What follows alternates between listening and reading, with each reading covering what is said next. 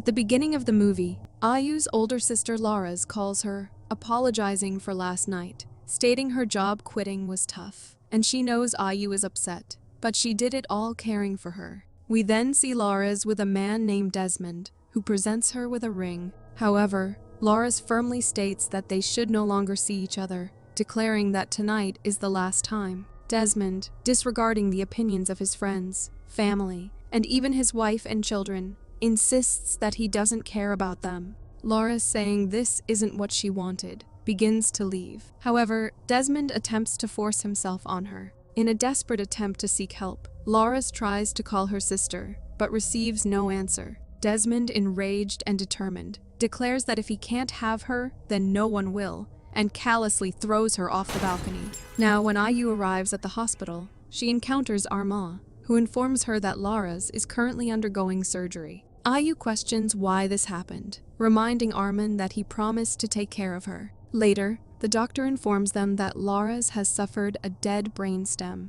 and has 24 broken bones, and at this rate, only a miracle could keep her alive. He also shows them an X-ray displaying needles embedded in Laras' face, but admits that this is beyond his area of expertise. The next day, taking the hospital bills into account, Armand asks her if has she thought about any alternatives, and suggests considering taking Laras to the countryside to seek the help of a shaman. The following day, the doctor pronounces Laras dead. However, as soon as they cover her body, she suddenly comes alive, shaking vigorously, and the doctors, Ayu and Armand, are astonished to witness her return to life. That night, while Ayu is with Laras, the lights start flickering erratically, and a nearby patient becomes visibly frightened, pointing towards a corner of the room in fear. Alarmed by this, Ayu attempts to call the nurse, but Laras abruptly sits up in bed and gazes towards the same corner. Terrified, Ayu cautiously approaches Laras, and we see a ghost standing right in front of her. The following day, Ayu agrees with Armand's suggestion to seek out a shaman for help. She informs him that in their hometown, there's a guy named Damar who could assist them, and that very night, they transport Laras to their hometown's house in Rejosari village. The next day, Ayu meets Damar, who is surprised to see her back in the village. She explains to him that Laras is unwell, and asks if he knows any shamans in the area who could help, to which Damar suggests that she consult Ramat, who resides near the market.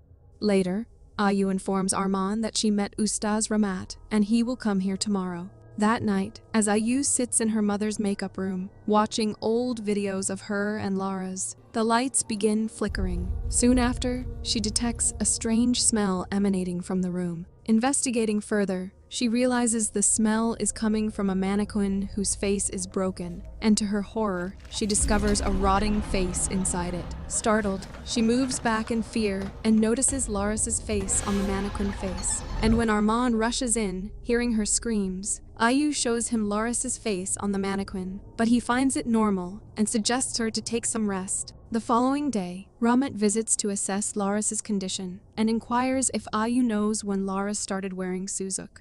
Ayu remains silent, prompting Ramat to explain that individuals who wear Susuk may suffer longer if they fall ill or experience accidents because their bodies are bound to the spell.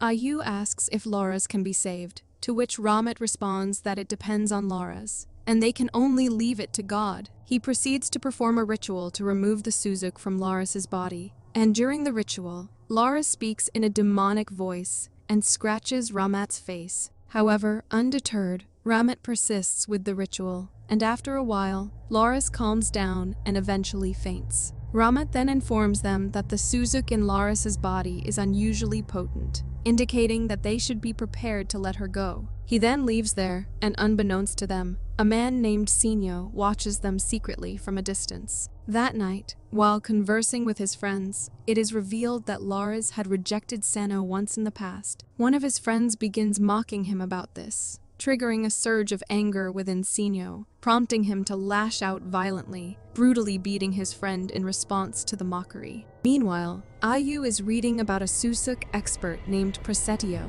when she suddenly catches a glimpse of Lauras's reflection on the screen. But when she turns around, Lauras is fast asleep. As Ayu attempts to retrieve her phone from under the bed, she is startled to see someone moving toward the bed. Hastily, she gets up to investigate, but finds no one there. Confused, she returns to the bed, and suddenly, Lauras opens her eyes and appears to be trying to convey something to Ayu. Ayu asks her what's wrong, and we see a ghost behind her. And suddenly, Ayu gets horrified to see something in the room. The next day, it is revealed that Ramat has passed away, and his face has significantly decayed. Sino informs them that Ramat had visited Lauras the previous day and discovered that she was wearing Susuk. He had attempted to remove the Susuk, but Lauras experienced seizures during the process. Sino then brings up a viral news story about a sex worker being thrown out of a building by a politician, and shockingly, it is revealed that the sex worker was Lauras. Meanwhile, Arman is about to go to meet Protio at Ayu's request, when they get shocked by an announcement that Ramat has died. And Ayu asks Arman if was it because of Lauras. Arman asks her to calm down, saying it has nothing to do with her, and they should just focus on Lauras. Later, Damar visits Ayu and asks about Lauras. Ayu updates him, mentioning that Lauras is still in her room if he wants to see her, and adds that there have been no changes in her condition over the past month. Damar asks Ayu if Ramat came over yesterday, to which she confirms, and asks if is it true that he passed away?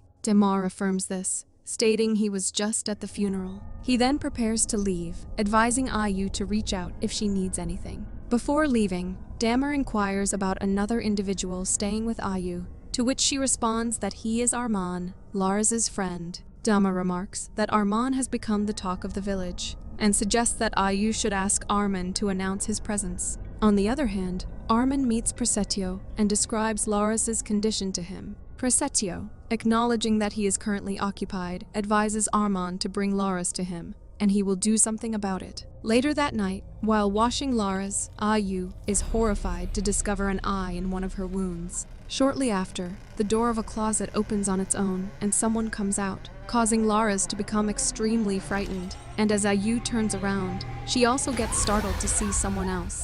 But then Arman returns home, and Ayu tells him that someone was there in the closet. Arman carefully moves towards the closet, but when he opens it, he does not find anyone there. At that moment, Lauras begins to writhe in pain, and they notice that her body is rotting, emitting a foul odor. Arman tells Ayu that they must take her immediately, and in the next scene, we see them at Protio's place, who checks her and tells them that she has too many Susuk. The energy is colliding in her body, so he will try to take them all out, and asks them to wait outside. Protio then begins a ritual, and sings some ancient song or spell. He applies a paste on her body, and after a while, Lauras becomes unconscious. Shortly thereafter, she sits up abruptly, and suddenly, numerous bats begin streaming out of her mouth. The lights in the house flicker ominously, and as the door swings open, the swarm of bats flies out of the room. Lauras falls unconscious again, and as Protio removes the needles, the demon within her awakens, questioning who dares disturb it. Arman and Ayu witness Protio's struggle to subdue the demon, and after a fierce battle, he demands the demon reveal itself and leave Lauras's body. However, the demon claims ownership of her body, refusing to leave. Protio then secures Lauras and meticulously removes all the needles from her body. He then turns to Arman, explaining that these small objects are vessels for jinns. He tells him that they promise a shortcut to happiness, but if they're careless with it, it will turn into a curse. Protio hands the needles to Arma, revealing that the first ever Susuk she wore, he didn't manage to take it out, because whoever put it in her, their power is much greater than the others, and he is afraid that if he takes that one out, she won't be able to stand it, and it might take her life. After a few days, Ayu encounters the villagers' scorn at the market, with questions about Lauras wearing Susuk. They accuse Ayu of disgracing the village, suggesting Lauras should have died in Jakarta, implying both mother and daughter are tainted by Susuk. As Ayu departs, Sino approaches her and tells her that once he fancied her sister, and that's why he wants to help.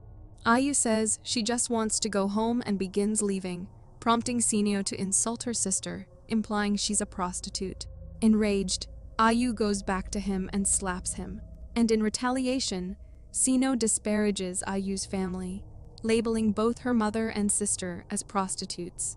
He reveals that her mother died similarly to her sister, accusing her family of disturbing the village's peace. Ayu begins to leave without responding, prompting Sino to taunt her to ask Damar, who was one of the men who had relations with her mother, and she doesn't even know that she and her sister have different fathers. Meanwhile, Damar notices his wife leaving the house, who expresses her intention to stay with the children, because she can't bear the village gossip. She laments that the family has become the subject of village chatter, warning Damar of the embarrassment if people discover the truth about that woman. He says the story about Ratri was over a long time ago, but she angrily instructs him never to mention that name again, and urges him to just finish his business with that girl. Damar reveals to Ayu that Ratri was once the most beautiful woman in the village, captivating many men who fell in love with her. However, her mother chose to marry Kresno, leading to heartbreak for the other men. Laras was born from this union, but it was later discovered that her mother had a secret affair with another man, resulting in Ayu's birth. When Kresno learned the truth after raising Ayu for 3 years, he was furious, and his murder attempt enraged the villagers. The situation spiraled into chaos, resulting in her father's death from the villagers' mob. But the tragedy didn't end there. While her mother survived, she lived in a state of emotional and physical decay, mirroring Laras' condition. It's revealed that her mother also wore Susuk, and despite efforts by a shaman, not all of the Susuk could be removed from her body, and ultimately, they decided to bury her through a ritual. That night, Ayu is awakened by a noise and is alarmed to find Laras missing from her bed. She comes out to check and is horrified to hear the sound of water splashing and a woman humming a song, and to her shock, she discovers her mother bathing Laras in blood. As she reels from the sight, a demonic presence approaches her, but Arman arrives just in time, and he too is stunned to find Laras there. The following day, they're dismayed to witness Laras' body beginning to decompose once more, and Arman says he thinks they've explored all possibilities, and suggests that Ramat and Protio may have been correct all along, and they need to let her go. Ayu says if he wants to give up, he can, but she won't. Arman expresses concern that their efforts might be causing Laras more suffering, but Ayu insists that she'll find a solution, with or without his help. Feeling helpless, Arman questions where their endless search for help has left them, and who else could assist them. Suddenly, Damar intervenes, claiming to know someone who can help, and urges Ayu to follow him. Damar tells her about Sawardi, who had previously helped her mother, and suggests that she might be the only one who can help Laras. However, upon arriving at Sawardi's house, they discover that she passed away a year ago. Meanwhile, Laras sits up on the bed, completely healed, and Arman is astonished to see her restored health and feels overwhelmed with joy. He expresses his apologies for not being able to protect her and for the suffering she endured. On the other hand, Damar confides in Ayu, explaining that he knows so much about Ratri because he was the man her mother was in a relationship with, and upon learning this, Ayu gets out of the car and runs away. Meanwhile, Laras initiates kissing Arman, and we see her body still decayed. After a while, Ayu gets shocked to find Arman on top of Laras, and Arman gets startled to see Laras' deteriorated condition once more. He attempts to explain to Ayu that Laras was awake, but she slaps him and demands that he leave. Later, as Arman is preparing to leave for Jakarta, he notices Senyo and his friends heading towards Lara's house. Senyo proceeds to cut Lara's house electricity, and just as they are about to depart, Arman arrives. He confronts them, demanding to know what they are doing, but in response, they attack him. Arman attempts to defend himself, but they injure him. However, despite the injuries, Arman manages to drive them away from the scene. Meanwhile, Ayu is lighting candles at home when a girl takes her name and blows out a candle. And when Ayu goes in that direction, that girl appears behind her and blows out another candle as well. Ayu follows her laughter and comes inside the house only to come face to face with her mother, a sight that terrifies her deeply. Ayu turns on the flashlight of her phone and starts moving forward, but then she hears the girl crying from behind, who then disappears from there. Then, a demonic voice echoes around her. and Ayu gets startled to see Laura's there, who swiftly attacks her and attempts to strangle her. Just in the nick of time, Damar and Protio arrive, and Protio instructs Damar to take Ayu away as he has to do the ritual. He informs Ayu that Laura's is no more, and that the entity within the Susuk has taken over her body. As Protio prepares for the ritual, Damar reveals to Ayu that since Suardi couldn't remove all the Susuk from her mother's body, she placed a cage in her mother's grave to hold her body. So if Protio fails in the ritual, their only option will be to take Laura's to their mother's grave. Meanwhile, as Protio initiates the ritual, Laura's forcefully throws him aside. Now, to combat the demon, Protio unveils his spiritual power in the form of a tiger. He leaps toward Laura's, but she dodges his attack, and then a fierce struggle initiates between them. And after a prolonged battle, Protio finally succeeds in overpowering her, knocking her down. On the other hand, Sinyo gathers the villagers and instigates them that they have to drive out Laura's and his sister from this village. Meanwhile, Protio is shocked to witness Laura's unexpected healing, and he attempts to extract the last Susuk from her body. Laura's, now seemingly back to her seductive self, tries to lure him in. Suddenly, she launches a vicious attack, sinking her teeth into his neck and biting the flesh out of it. Hearing his screams, Ayu and Damar rush inside and are horrified to find Laura's over Protio's lifeless body. Damar urgently informs Ayu that they must quickly transport Laura's to the grave, and while wrapping Laura's in a cloth, he reveals that her mother's grave is beneath the weeping fig tree. Suddenly, Sinyo and the villagers arrive, prompting Damar to instruct Ayu to bury Laura's in the same grave as her mother's. Just then, Arman arrives at the scene, and Damar entrusts both his daughter and Laura's to him. As they leave, Damar steps forward to confront the villagers, but they forcefully push him back and enter the house and discover Protio's lifeless body. However, by then, Ayu and Arman have already left with Laura's. In a fit of rage, Sino comes out from the house and unleashes his fury upon Damar, ultimately killing him, and then he departs from the scene, determined to chase after Ayu. Taking a shortcut, Sino suddenly appears in front of them, blocking their path, and with no other option, Ayu instructs Arman to drive over him. Confused and fearful, Arman accelerates the car, ultimately colliding with Senyo and crushing him against a tree. Upon reaching the graveyard, they are bewildered to find numerous graves. They begin digging a grave, but to their dismay, discover that it is not her mother's grave. Just then, Ayu's attention goes towards a grave, and looking at the cloth on it, she realizes that this is her mother's grave. Together they start digging the grave, but during this, Laura suddenly moves. Ayu eventually locates her mother's body, but upon coming out from the grave, she encounters Laura standing outside. Laura immediately attacks Ayu, attempting to kill her, but Arman intervenes to protect her. However, in the struggle, Laura bites Arman on the neck and kills him. Laura then undergoes a sudden change, speaking in her own voice and pleading for Ayu's help. She embraces Ayu, insisting that she is truly herself. However, Ayu, overwhelmed by the events, makes the desperate decision to force Laura's into the grave with her mother.